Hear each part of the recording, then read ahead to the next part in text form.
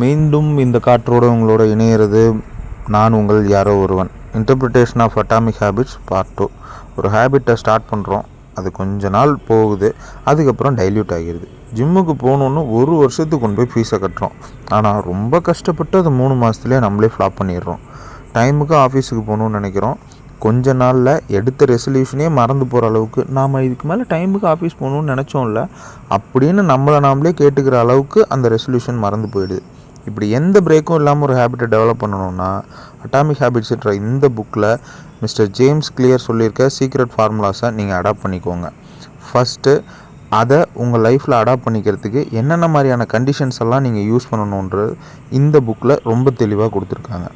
எனக்கு ஒரு ஹேபிட்டை டெவலப் பண்ணணும், அப்படி பண்ணுறதுக்கு டிட்டர்மினேஷன் அண்ட் செல்ஃப் மோட்டிவேஷன் ரொம்ப முக்கியம். ஆனால் அது மட்டும் இருந்தால் நீங்கள் ஹேபிட்டை டெவலப் பண்ணிட முடியாது. ஃபஸ்ட்டாக அதுக்கு என்ன சொல்கிறாங்க அப்படின்னா ஹேபிட் ஸ்டாக்கிங் பண்ணணும்னு சொல்கிறாங்க. அப்படின்னா என்ன? ப்ரஷிங்கிறதுக்கு யார் என்ன சொன்னாலும், திடீர்னு உங்கள் ஃப்ரெண்டு வந்து ஆடு மாடெல்லாம் என்ன பல் விளக்கிட்டாடா சாப்பிடுது, வாடா போகலான்னு கூப்பிட்டாலும் நான் பல் விளக்கிட்டு தான் வருவேன், பல் விளக்காமல் பச்சை தண்ணி கூட குடிக்க மாட்டேன் அப்படின்னு நீங்கள் நிற்கிறீங்க பார்த்தீங்களா? அப்படி உங்கள் மைண்டில் ரெஜிஸ்டர் பண்ணி வச்சுக்கணும். ஒரு ஹேபிட்டை அப்படி நீங்கள் ரெஜிஸ்டர் பண்ணணும் அப்படின்னா மைண்டில் எந்த விதமான கிளாரிட்டியும் நீங்கள் அதுக்கு கொடுக்கவே கூடாது. அதை பண்ணணுன்றது மட்டும்தான் உங்களோட ஸ்டேட்மெண்ட்டாக இருக்கணும். அதை ஏன் பண்ணணும், எதுக்கு பண்ணணும், அதனால் பெனிஃபிட்ஸ் என்ன, அதனால் டிஃபெக்ட்ஸ் என்ன, இதை பற்றியெல்லாம் நீங்கள் டிஸ்கஸே பண்ணக்கூடாது. பண்ணணுன்றதை மட்டும்தான் திரும்ப திரும்ப நீங்கள் உங்கள் பிரெயினுக்கு இன்புட்டாக கொடுக்கணும்.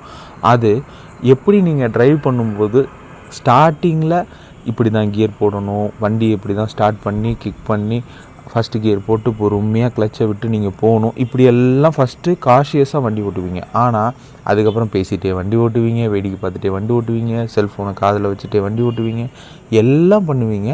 ஆனால் டிரைவிங்க்கு என்ன ஸ்கில் வேணுமோ அது ஆட்டோமேட்டிக்காக உங்கள் பிரெயின்லேருந்து உங்கள் உடம்புக்கு மெசேஜஸ் வந்துக்கிட்டே இருக்கும். அப்படி ஒரு வேலையை ஆட்டோமேட்டிக்காக பண்ணுற அளவுக்கு உங்கள் பிரெயின் வந்து அதை அக்செப்ட் பண்ணிக்குது இல்லையா?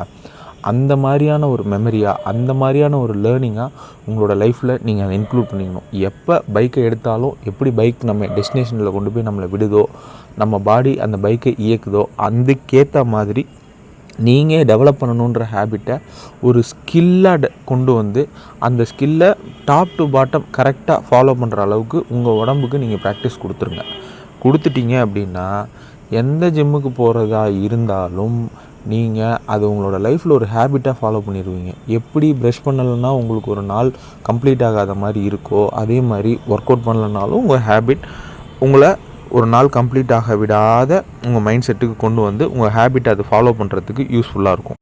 ரெண்டாவதாக நம்ம பார்க்க போகிறது, ஒரு டார்கெட்டில் நீங்கள் சக்ஸஸ் அடையும் போது உங்களுக்கு ஒரு டோபமைன் ஹிட் கிடைக்கும்.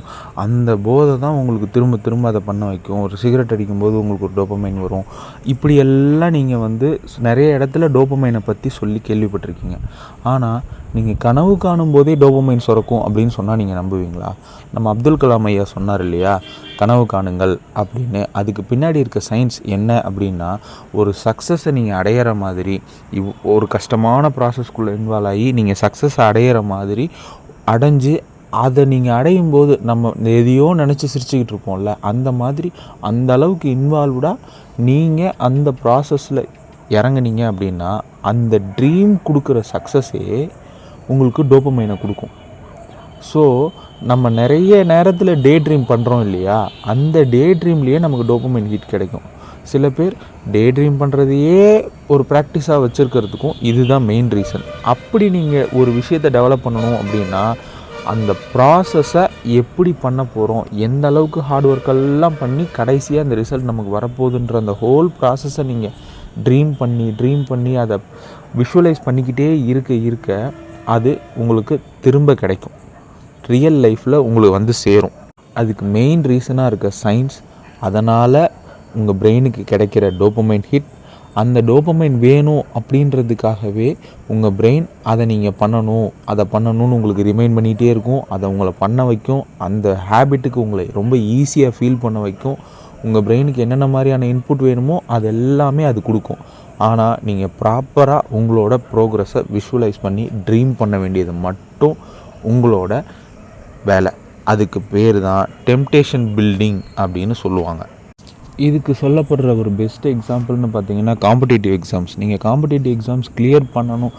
நிறைய நேரத்தில் நம்ம பண்ணுற தப்பு என்னென்னா, கிளியர் பண்ணிட்டோம், ஆர்டரை கையில் வாங்கிட்டோம், அதுக்கப்புறம் லைஃப் எப்படியெல்லாம் இருக்க போகுது, நாம் வந்து இப்படி ஒரு வீட்டில் வாழ்வோம், இப்படி ஒரு காரில் போவோம், இப்படி ட்ரீம் பண்ணுறதை விட்டுட்டு எப்படியெல்லாம் படிக்க போகிறோம், எந்தெந்த இடத்தெல்லாம் ஃபோக்கஸ் பண்ண போகிறோம், இந்த மெசேஜை தெரிஞ்சுக்கிட்டதுனால அது எனக்கு எக்ஸாமில் எப்படியெல்லாம் யூஸ்ஃபுல்லாக இருக்க போகுது, ஒரு நாளைக்கு இத்தனை மணி நேரம் நான் படிக்க போகிறேன், இந்தந்த சப்ஜெக்ட்லாம் கவர் பண்ண போகிறேன், இப்படி உங்களோட day to day progress till your success அதை வந்து நீங்கள் ப்ராப்பராக ட்ரீம் பண்ணி இமேஜினேஷனில் கொண்டு வந்து விஷுவலைஸ் பண்ண முடிஞ்சு அந்த டே ட்ரீமில் நீங்கள் இன்வால்வ் ஆக ஆரம்பிச்சிங்க அப்படின்னா, அதை நீங்கள் ஒரு மெடிடேஷனாகவே ஃபாலோ பண்ண ஆரம்பிச்சிங்கன்னா, அதுவே ஒரு டோப்பமைனை க்ரியேட் பண்ணும் உங்கள் பிரெயினில். அந்த டோப்பமைன் உங்களை அதை பண்ண வைக்கிறதுக்கு என்னென்ன செய்யணுமோ எல்லாத்தையுமே செய்யும். ஆட்டோமேட்டிக்காக அந்த சக்ஸஸ் உங்களை வந்து சேரும்.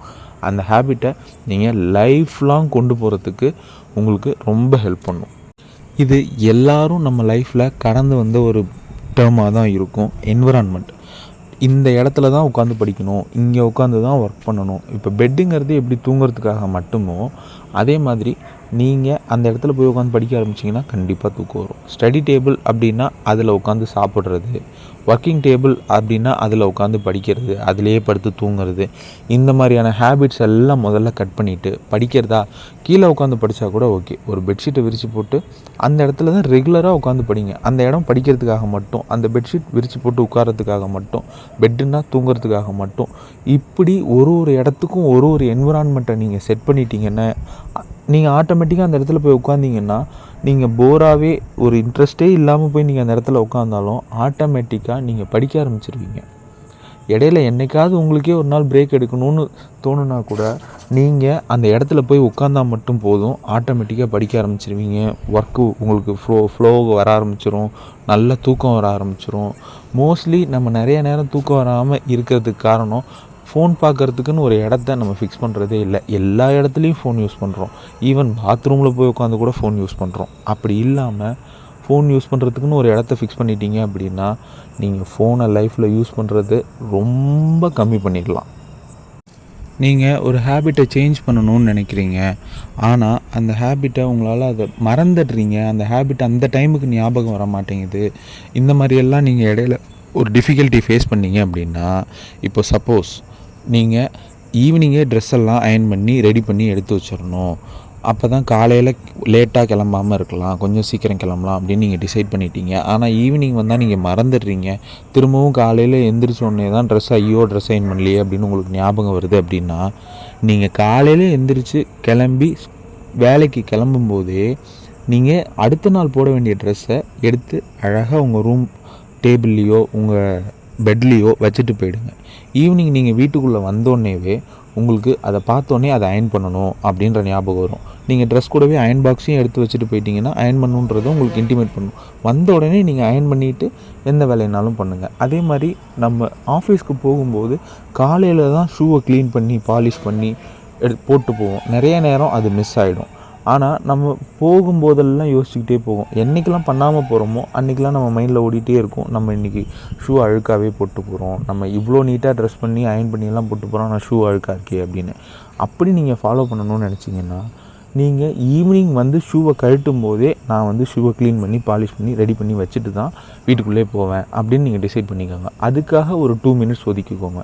இப்படி நீங்கள் எக்ஸிஸ்டிங்காக பண்ணிகிட்ருக்க ஒரு ஒர்க்கோட அந்த கண்டினியூட்டியை நீங்கள் டெவலப் பண்ணுறதுக்கு இந்த மாதிரியான ஆக்டிவிட்டீஸ் எல்லாம் நீங்கள் பண்ணீங்க அப்படின்னா, உங்களோட டைமிங்கை சேஞ்ச் பண்ணிட்டீங்க அப்படின்னா நீங்கள் அதில் பண்ணுறதுக்கு வாய்ப்பு இருக்குது. அது இல்லாமல் இப்போது நீங்கள் புதுசாக நான் மெடிடேஷன் பண்ணணும் அப்படின்னு நீங்கள் நினைக்கிறீங்கன்னு வச்சுக்கோங்களேன். ரெகுலராக மெடிடேஷன் பண்ணணும், ஆனால் டைமே இருக்க மாட்டேங்குது. எப்போல்லாம் மெடிடேஷன் பண்ணலாம்? ஒரு 2 நிமிஷம் கண்ணை மூடி அமைதியாக உட்காந்தா போதும், அதுவே எனக்கு மெடிடேஷன் தான், ஃபஸ்ட்டு நான் அதை ஸ்டார்ட் பண்ணால் போதும்னா, எவ்ரி 1 hour நீங்கள் பண்ணணும்னு பிளான் பண்ணிட்டீங்க. ஓகே, எப்போல்லாம் தண்ணி குடிக்கிறீங்களோ அப்போல்லாம் தண்ணி குடித்து முடிச்சுட்டு நீங்கள் அமைதியாக உட்காந்து 2 நிமிஷம் மெடிடேஷன் பண்ணுங்கள். இல்லை நான் தண்ணி குடிக்கிறதையே மறந்துடுறேன் இப்போல்லாம் அப்படின்னீங்கன்னா, எப்பப்போல்லாம் நீங்கள் கையில் மொபைல் எடுக்கிறீங்களோ அப்போல்லாம் தண்ணி குடிச்சிட்டு ஒரு டம்ளராவது மினிமம் நான் குடிச்சிட்டு தான் மொபைலை வந்து எடுப்பேன் அப்படின்னு நீங்கள் ஒரு டார்கெட் ஃபிக்ஸ் பண்ணிக்கோங்க. மொபைல் எடுத்து பார்க்க போகிறீங்களா, ஒரு டம்ளர் தண்ணி குடிச்சிக்கோங்க. இந்த ஹேபிட்னால நீங்கள் தண்ணி குடிக்கிறதும் ரெகுலரைஸ் ஆகிரும், ஃபோன் பார்க்குறதும் ரெகுலரைஸ் ஆகிடும். என்னோட இந்த இன்டர்பிரிட்டேஷனை நீங்கள் டீப்பாக தெரிஞ்சுக்கணுன்னு நினச்சிங்கன்னா atomic habits written by James Clear இந்த புக்கை நீங்கள் வாங்கி கண்டிப்பாக படிங்க. இது உங்களோட லைஃப்பில் உங்களை நீங்களே இம்ப்ரூவ் பண்ணிக்கிறதுக்கு, யார்கிட்டேயும் போய் இது எனக்கு எப்படி பண்ணுறதுன்னு தெரியல, இது என்ன பண்ணுறதுன்னு தெரியல அப்படின்னு கேட்டு அட்வைஸ் வாங்கி டைம் வேஸ்ட் பண்ணுறதெல்லாம் உங்களுக்கு வேண்டாம்னு நினச்சிங்கன்னா இந்த புக்கை வாங்கி படிச்சிங்கன்னா உங்களுக்கு நிறைய விதத்தில் லைஃப்பில் இம்ப்ளிமெண்ட் பண்ணுறதுக்கு ரொம்ப யூஸ்ஃபுல்லாக இருக்கும். அண்ட் இந்த வீடியோ லைக் பண்ண, ஷேர் பண்ண மறந்துடாதீங்க.